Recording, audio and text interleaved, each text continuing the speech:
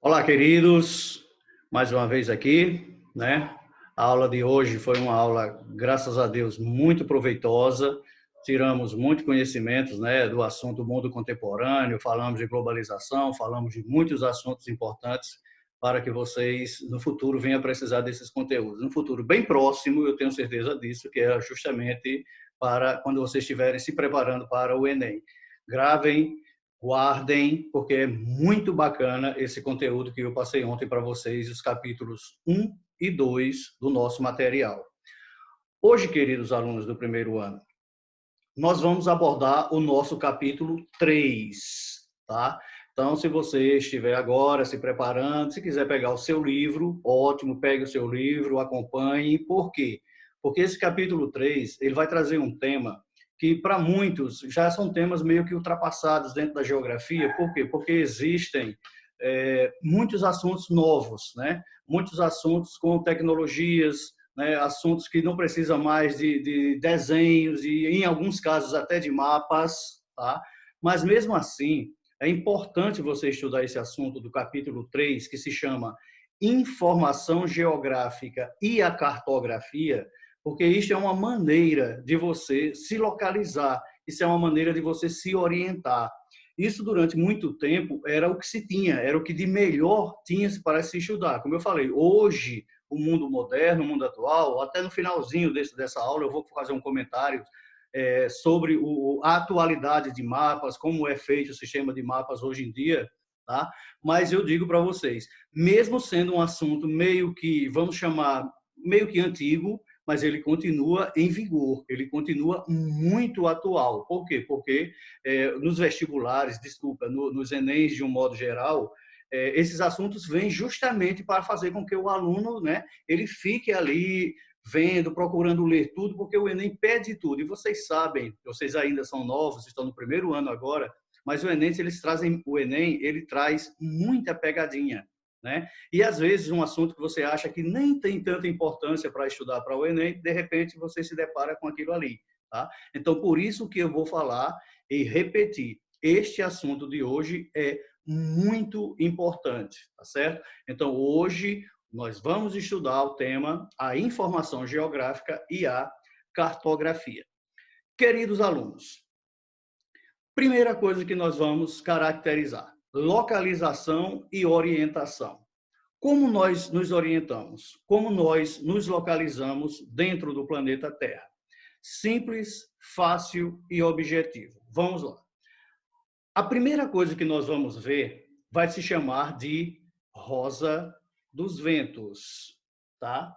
Então, a Rosa dos Ventos é esta imagem que vocês estão vendo. Se vocês estiverem acompanhando com os pais logicamente vão lembrar desse tema, porque eles estudaram isso na época deles. Aí você diz, poxa vida, Sérgio, mas isso não é meio que ultrapassado? Como eu falei, hoje em dia tem assuntos muito mais modernos, mas eu digo para vocês de coração e por essa experiência de 25 anos que eu já tenho de sala de aula, é meio que ultrapassado, mas ainda existe. Ainda pode vir, e pelo fato de você achar que já não tem mais importância isso aí para o estudo da geografia, é onde o Enem faz a famosa pegadinha para cima de você, tá certo? Então vamos lá. Vamos relembrar a primeira forma de orientação, a Rosa dos Ventos. A Rosa dos Ventos, alguns geógrafos, alguns cartógrafos, de um modo geral, costumam dizer que a Rosa dos Ventos é a mãe de todas as noções, tá certo? Por quê? Então vamos lá. Vamos identificar como é a famosa Rosa dos Ventos e como você deve se preparar para estudar a Rosa dos Ventos. Todos nós sabemos que a Rosa dos Ventos, ela caracteriza-se por apresentar 4 itens principais: norte, sul, leste, oeste. A Rosa dos Ventos, isso chama-se de pontos cardeais. Repetindo, os pontos cardeais: norte, sul, leste, oeste. Entre os pontos cardeais, existem os pontos colaterais. Tipo, entre o norte e o leste, nós vamos encontrar o nordeste. Entre o leste e o sul, nós vamos encontrar o sudeste. Entre o sul e o oeste, sudoeste, entre o oeste e o norte, noroeste. Então, essa é a rosa dos ventos, com seus pontos cardeais e seus pontos colaterais.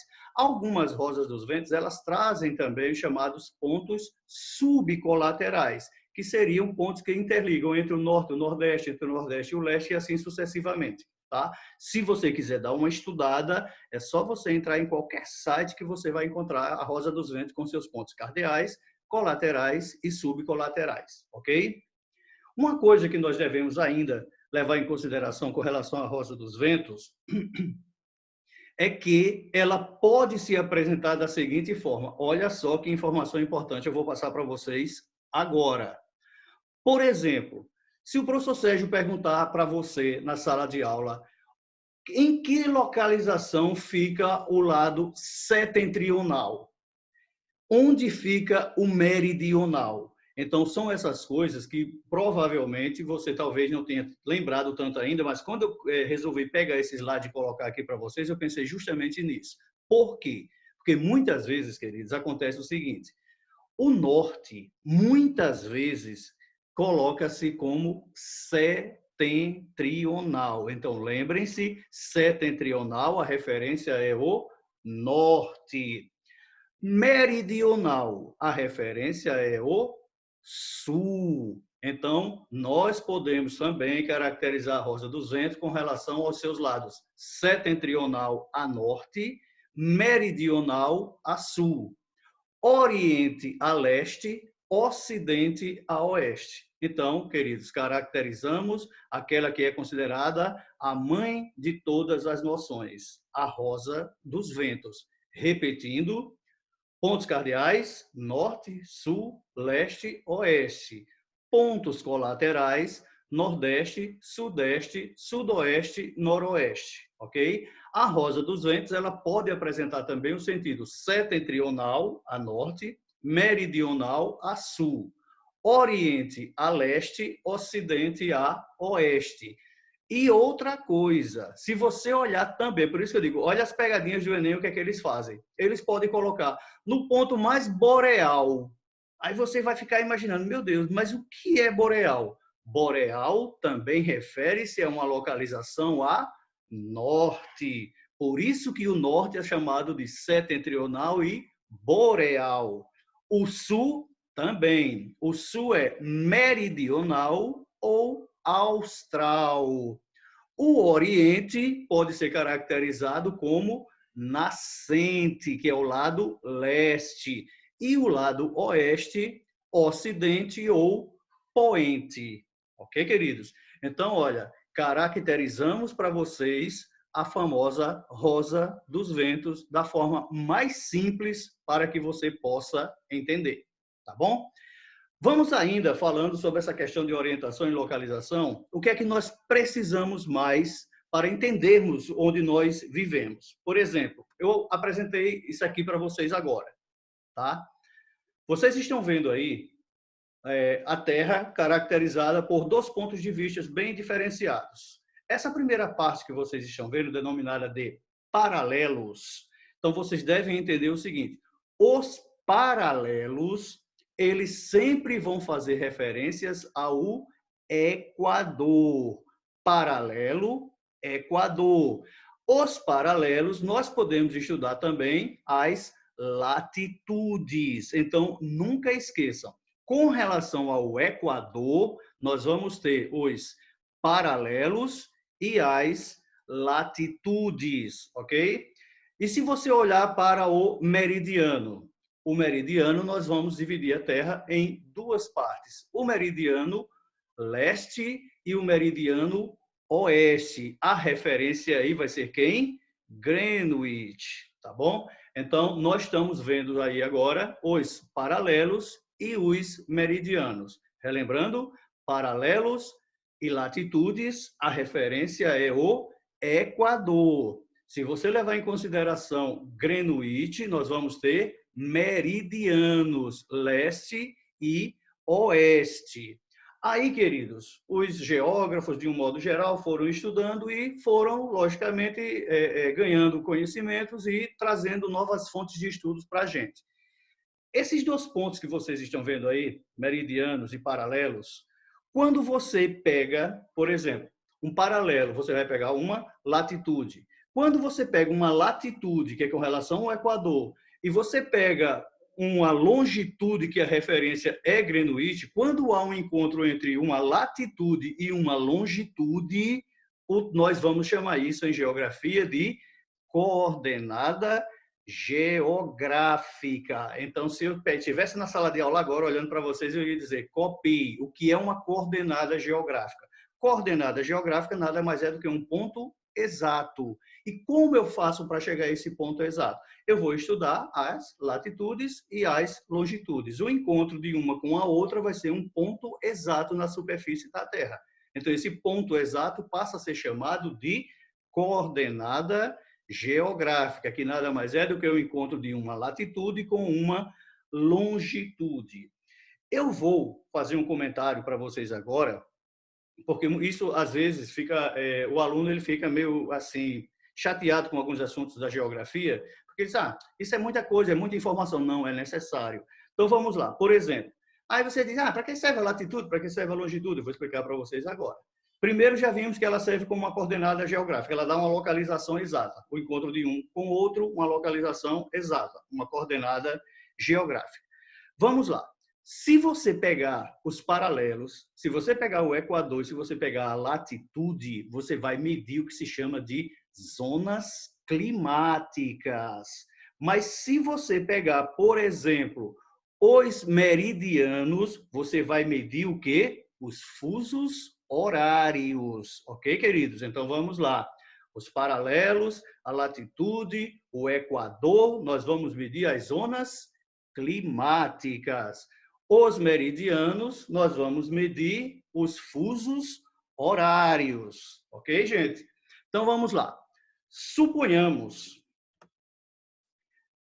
que eu pegue esse mapa mundo que vocês estão vendo aí, tá? Vocês estão vendo latitude e longitude. Lembra que eu falei que a latitude você mede com relação ao Equador, tá certo? Não sei se está dando para vocês enxergarem, mas essa linhazinha azul ó, que divide a Terra ao centro, tá certo? A linha do Equador, o grau 0 é a latitude. A longitude é essa linha vermelha que vocês estão vendo, que divide a Terra em duas partes. Então, de acordo com a latitude e a longitude, a Terra é dividida em hemisfério norte e hemisfério sul com relação ao Equador. Hemisfério leste e hemisfério oeste com relação a Greenwich. Tá bom, queridos? Então, primeira informação. Aí, se você pegar, por exemplo, esse mapa que vocês estão vendo, aí o encontro de uma linha vermelha dessa, que seria Greenwich, com uma linha azul, que seria a latitude, que seria um paralelo, o encontro delas duas, nós teremos uma coordenada geográfica. E só relembrando que é uma coordenada geográfica, é um ponto exato dentro da superfície terrestre. Outra coisa que eu queria falar para vocês ainda é o seguinte, vocês estão vendo que esse mapa, ele apresenta alguns números, tá certo? E eu quero que vocês fiquem atentos ao seguinte, com relação à latitude, os números vão de 0 a 90 graus, tanto para norte, 0 a 90 graus para sul, tá certo? Que vai dar a metade do hemisfério, vai dar 90 com 90, nós vamos de 180, tá certo? A matemática fugiu um pouquinho agora, vai dar 180 graus, tá? Então, a latitude você mede 90 graus para norte, 90 graus para sul. Aí você vai medir o quê? As zonas climáticas, por exemplo. Mas se você pegar a longitude, você vai ver que a longitude ela vai ter 180 graus para leste e 180 graus para oeste, que vai dar o quê? 360 graus, ou seja, é uma volta completa em torno da Terra, tá bom? Então vamos lá. O que seria uma latitude? É uma distância medida em graus a partir de onde? Do Equador. Quantos graus? De 0 a 90, tanto para norte, de 0 a 90 para sul. Se você pegar a longitude, nós teremos quanto? 180 graus para leste, 180 graus para oeste, caracterizando 360 graus, uma volta completa em torno da Terra. E a longitude nós vamos fazer como referência, vamos ter como referência aqui que eu falei ainda há pouco, vamos ver se vocês lembram. os fusos horários. Tá bom, queridos? Então, vamos lá. Outra coisa que eu queria falar para vocês, dentro desse terceiro capítulo, é o seguinte. Vocês estão vendo que quem está acompanhando pelo livro pode estar dizendo, Sérgio, eu não estou vendo isso aqui no meu livro, mas esse aqui é o bom, querido. Sabe por quê? Porque eu trouxe mais informações para vocês. O que eu estou passando para vocês tem muitos itens a mais do que está no seu livro. Isso é bom ou é ruim? É excelente. Você vai estudar pelo seu livro, lógico, você vai ganhar todos os conhecimentos, você vai tirar um monte de dúvidas, você vai aprender. E se você depois for olhar essa nossa aula, você vai acrescentar conhecimento daquilo que você já aprendeu no seu livro. Por quê? Porque eu estou trazendo informações a mais do que está no capítulo 3 do seu livro. Tá bom? Então, vamos caminhando. O nosso próximo ponto, nós vamos chamar de, ainda com relação à localização, à orientação, estarmos dentro do planeta Terra, o homem, ele criou ao longo do tempo uma coisa que ele passou a chamar de projeções geográficas. Então, vamos lá. O que significa projeções? O que são as projeções, queridos e queridas? Projeções nada mais é do que representações de uma superfície esférica em uma área plana. Repetindo, o que é uma projeção? É a representação de uma superfície esférica em uma área plana. Tá certo? Esta é a definição de projeção. Mas, Sérgio, vamos mais. O que é que você tem a falar mais sobre projeções? Vamos lá. Se você for fazer um estudo mais aprofundado, você vai ver que vai existir dezenas de projeções. Existem muitas projeções. Porém, queridos, eu trouxe para vocês aquelas que são consideradas as 3 mais utilizadas, tá certo? Que eu vou mostrar para vocês agora quais são essas 3. A primeira projeção que eu vou trazer para vocês é a projeção cilíndrica. É a projeção, por exemplo, que foi caracterizada, que foi idealizada, que foi estudada pelo Mercator e pelo Peters. Mercator é um, Peters é outro, ok? Na projeção de Mercator, ele tinha mais, vocês estão vendo logo aqui abaixo, ele preservava mais a forma e menos o tamanho. Já na projeção do Peters, ele projetava mais o tamanho do que a forma. Então, ó, projeção nada mais é do que uma superfície sendo representada em uma área plana. As formas de projeções é você trazer para um plano algo que está, por exemplo, a Terra, um geóide, tá certo? Então, você vai trazer algo esférico e vai representar ele numa forma plana para melhor facilitar os estudos, tá? Então, as projeções, repito, existem dezenas de projeções, porém, essas que eu vou mostrar para vocês, elas caracterizam as 3 mais utilizadas dentro do estudo da geografia, ok? Então, vamos lá. A projeção primeira de Mercator e a de Peters, ela é considerada uma projeção cilíndrica. A projeção cilíndrica, ela dá uma ênfase maior à linha do Equador. Ela está mais próxima ao Equador. A ênfase dela, você pode ver que ela aparenta mais próximo à linha do Equador, tá? Projeção cilíndrica é a projeção de Mercator, a projeção de Peters. Mercator caracteriza, dá mais ênfase à forma e menos ao tamanho. A de Peters é justamente o contrário. Ele dá mais ênfase ao tamanho e menos à forma. A outra projeção que eu trouxe para vocês, denominada de projeção cônica.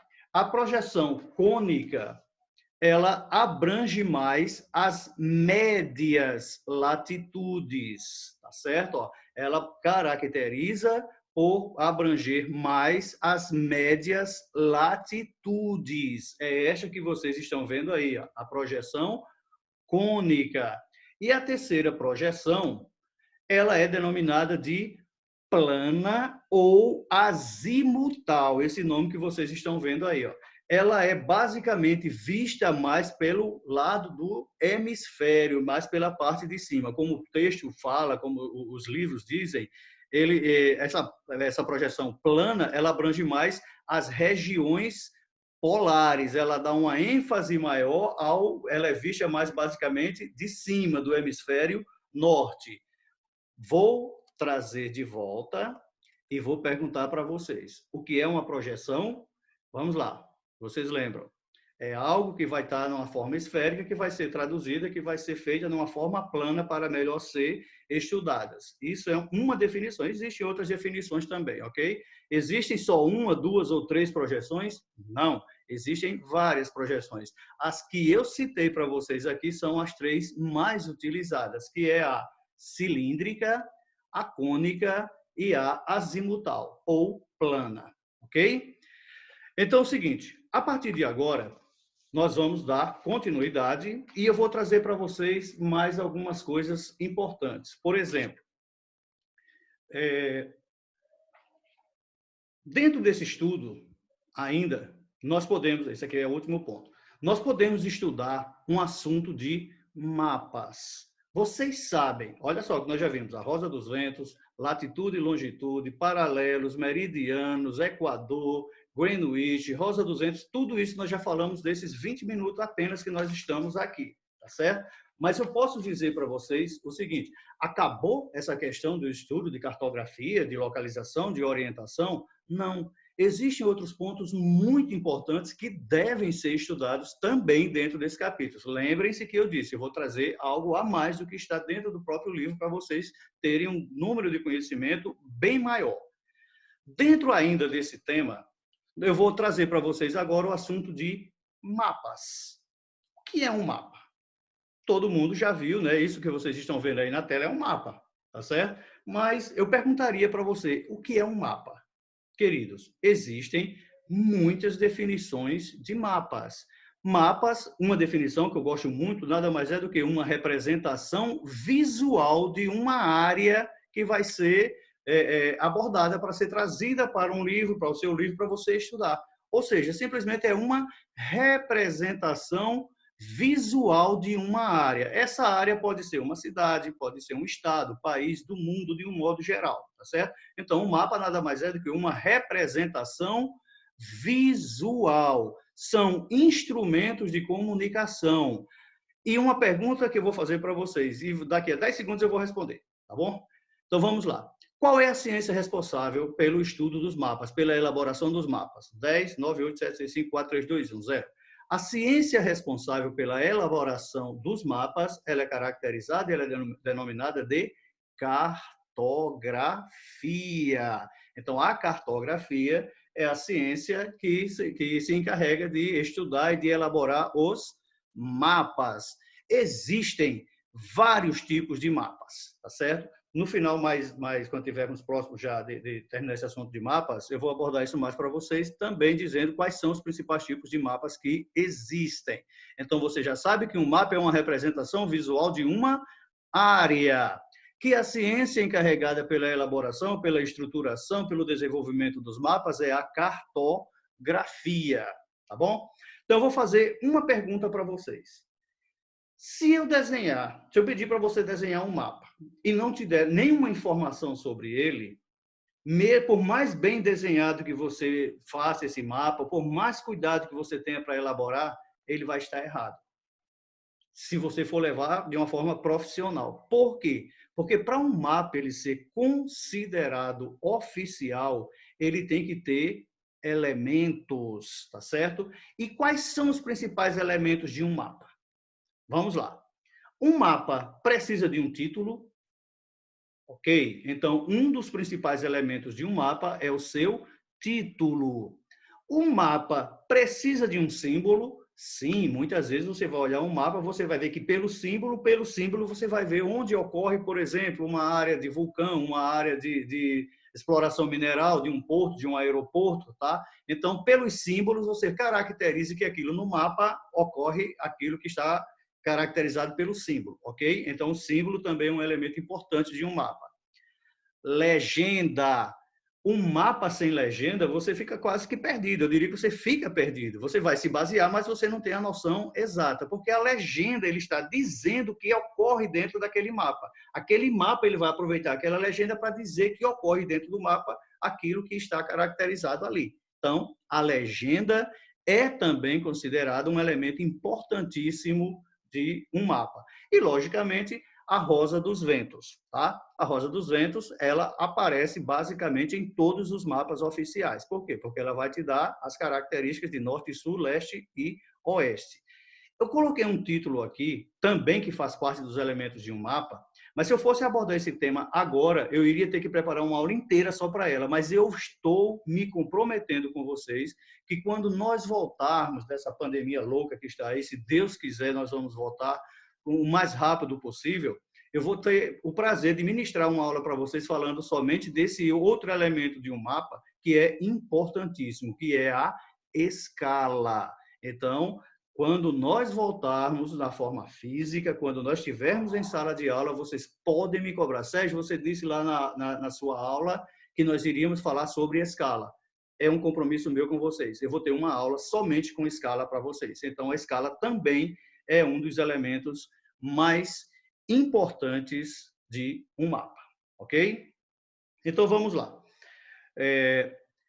Indicadores de direção, vocês já sabem também que é através da Rosa 200. Você pega a Rosa 200 e você se orienta por ela, tá certo? As linhas imaginárias, também fundamental para que nós possamos nos localizarmos dentro do nosso planeta. As projeções também, tá certo? E, logicamente, uma coisa muito importante que eu quero saber de vocês agora, ainda falando de mapas, é o que significa interpretar um mapa, na opinião de vocês? Se eu olhar para você e pedir agora, eu vou passar um mapa da página tal do livro, interpreta esse mapa. O que significa interpretar um mapa? Queridos, interpretar um mapa significa você saber ler o mapa. O mapa, por exemplo, eu sempre digo para os meus alunos que provas que traz figuras, que traz mapas, que traz alguma coisa em termos de figuras, o aluno não pode se dar o direito de errar essas questões, porque as figuras elas já estão dando a resposta para você em forma de quem? De um mapa, em forma de uma inscrição, alguma coisa que esteja dentro do mapa. Então, o mapa serve, logicamente, para você saber ler, saber interpretar. Um mapa, ele te ajuda também para você adquirir todas as informações necessárias. Por exemplo, você pega um mapa do relevo. Aquele mapa, só pelo mapa você já vai caracterizar muitas informações sem uma palavra escrita, tá certo? Então, o mapa, ele é fundamental para você adquirir informações sobre o que você está pesquisando, o mapa que você vai precisar para estudar. Outra coisa importante, os mapas, eles se tornam significantes demais porque ele vai fazer a ligação entre os fatos real e o que vai estar sendo interpretado, tá certo? Então, você fazer a ligação entre os fatos reais e a interpretação, você pode fazer, logicamente, também através dos mapas. Perguntinha que eu tinha feito para vocês. O que significa interpretar um mapa? Significa você saber ler, você saber adquirir informações e fazer a ligação entre os fatos real e a interpretação, ok? Hoje em dia, mais um ponto ainda falando aí sobre os mapas, nós podemos ligar os mapas a praticamente tudo, tá certo? Você, por exemplo, você usa um mapa mental todos os dias. Por exemplo, quando você estava indo para a escola antes da pandemia, você fazia o quê? Você levantava, você já saía. Quando seu pai não ia deixar você de carro, você ia a pé, você entrava numa rua aqui, você entrava numa rua ali, e logicamente você chegava na escola. Você tinha um mapa desenhado da sua mente, da sua casa até a escola. Então, os mapas, queridos, eles não servem somente para a geografia. Para a geografia, ele é importantíssimo, mas ele serve também hoje para todas as outras disciplinas. Tá? Os mapas hoje eles são utilizados na matemática, na física, na química, no português, na história, em todas as ciências hoje os mapas eles são utilizados. Então, os mapas eles têm papel importantíssimo, mesmo no mundo atual, mesmo no mundo do desenvolvimento da tecnologia, porque são através dos mapas que nós adquirimos informações. Algo que está no real, que está sendo interpretado. Esse é o objetivo dos mapas. Eu tinha comentado para vocês ainda há pouco, dizendo que existem muitos tipos de mapas. Sim, hoje praticamente existem mapas em todas as disciplinas. Mas, por exemplo, dentro da geografia, nós podemos citar exemplos de mapas como, por exemplo, mapas políticos, mapas temáticos, mapas físicos, históricos, regionais, econômicos. Então, os mapas, né, como os antigos pensavam, quando se estudava a geografia antiga, achavam que os mapas serviam somente para você saber o nome de estado, o nome de rios, você localizar um país, os continentes, não. Os mapas, eles hoje servem para todas as áreas, ok? Então, assunto de mapas, bem interessante. Mas aí, eu vou fazer questão de concluir esse nosso assunto de hoje falando deste temazinho que eu estou trazendo para vocês agora, o chamado GPS, ou Sistema de Posicionamento Global, tá? O GPS hoje é o que há de mais moderno com relação a essa questão de posicionamento global, pois trata-se de um sistema ou instrumento de navegação por satélite. Hoje é considerado único e eficiente.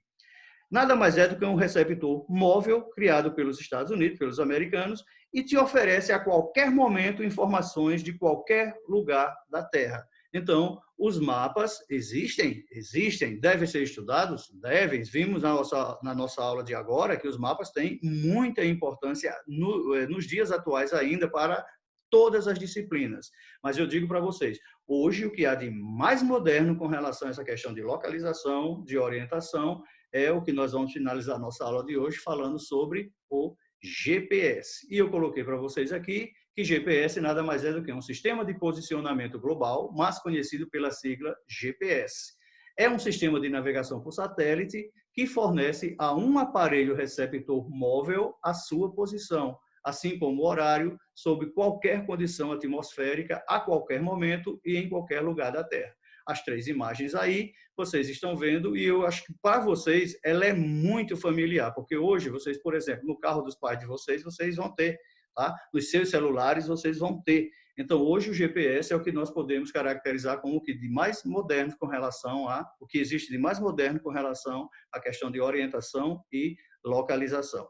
Queridos amigos, queridos alunos, a nossa aula de hoje nós falamos sobre orientação, localização, na aula cujo título, capítulo 3, chamou-se de Representações de uma superfície esférica em uma área plana, cujo título da aula, deixa eu encontrar aqui, o título do capítulo, a informação geográfica e a cartografia, ok? Então, hoje, trabalhamos o nosso capítulo 3, a informação geográfica e a cartografia. Repito, se nós fôssemos falar, nós teríamos muitos temas para falar, tá certo? Mas o que nós falamos hoje, eu acho que é o essencial para você ter uma noção bem legal do tema de cartografia e informação geográfica.